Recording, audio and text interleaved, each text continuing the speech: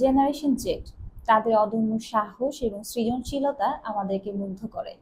সেই সাথে প্যারেন্টসদের কাছ থেকে যে অভিযোগটি আমরা প্রায়ই শুনে থাকি, তাদের বড় একটি অংশ ডিসিপ্লিন লাইফ লিড করতে পছন্দ করেন না।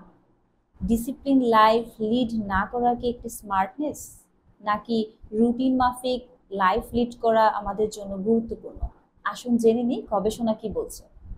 গবেষণায় দেখা যায় প্রতিদিন একই সময়ে খাবার গ্রহণ আমাদের পরিপাক ক্রিয়ার কার্যকারিতা বাড়ায়, পুষ্টি সরবরাহ নিশ্চিত করে, গ্যাস্ট্রিক ও আলসারের ঝুঁকি দূর করে।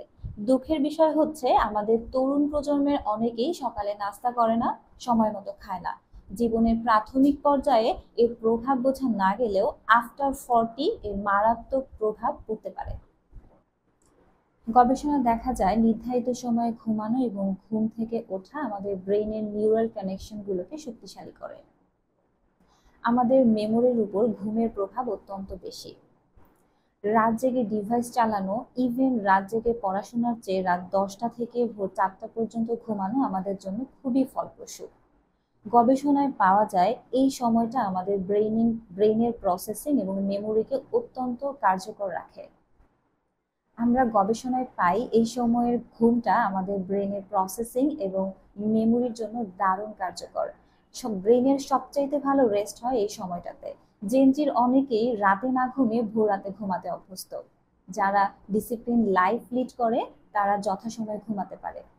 ঘুম মানুষের জীবনী শক্তি, হার্টের সুস্থতার সাথে কানেক্টেড। রুটিন মেনটেন করে কাজ করলে যত কাজ অল্প সময়ে করা যায়, রুটিন মেনটেন না করলে তার থেকে 40% কাজ কম করা যায় বলে গবেষণায় পাওয়া গিয়েছে।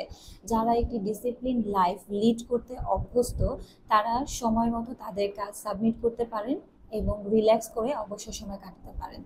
যারা কিনা একটি ডিসিপ্লিন লাইফ লিড করতে অভ্যস্ত নন, তাদের কাজ জমতেই থাকে। তারা কাজের চিন্তায় কখনো স্বস্তি পায় না। শেষ মুহূর্তে তাদের কাজ জমে একসাথে অনেক হয়ে যায়। এতে করে না তাদের কোয়ালিটি ভালো হয়, না আসে স্যাটিসফ্যাকশন। জেনজি ইতিমধ্যে প্রমাণ করেছে তারা চাইলে যে কোনো কিছু সম্ভব। আগামীর বাংলাদেশ করতে জেনজিকে তাদের পূর্ণ সক্ষমতা ব্যবহার করতে হবে।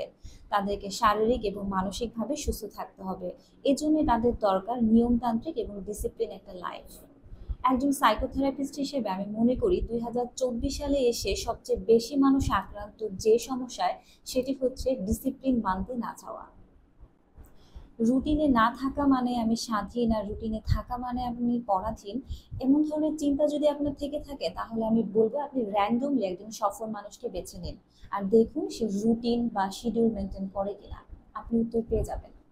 আসলে বিষয়টা এমন না যে আজকে আমি একটা রুটিন করবো আর কালকে থেকে 100% সেটা ফলো করতে পারবো। রুটিন মেনটেন করা একটা জার্নি, আর এই জার্নিতে সাধারণত 3 থেকে 6 মাসের হয়ে থাকে বা প্রয়োজন হতে পারে।